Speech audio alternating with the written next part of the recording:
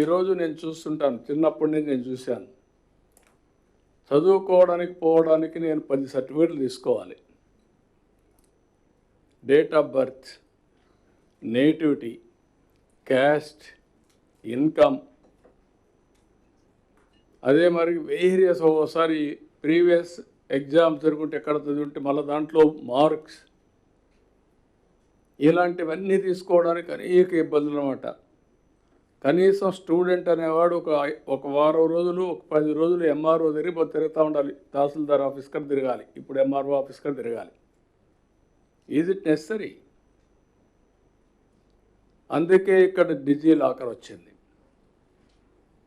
అవసరమైతే ప్రతి ఒక్కరికి గవర్నమెంట్ ఆఫ్ ఇండియా కూడా ఒక లాకర్ క్రియేట్ చేసి మనం కూడా క్రియేట్ చేస్తాం.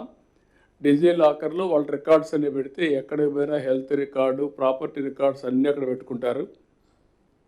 ఆధార్ అథెంటికేషన్ పెడతాం, వాళ్ళే చూసుకునే పరిస్థితి వస్తుంది. డాక్టర్ దగ్గరికి పోతే నెంబర్ ఇస్తే ఆటోమేటిక్గా హెల్త్ రికార్డ్ చూసుకొని ట్రీట్మెంట్ ఇస్తారు.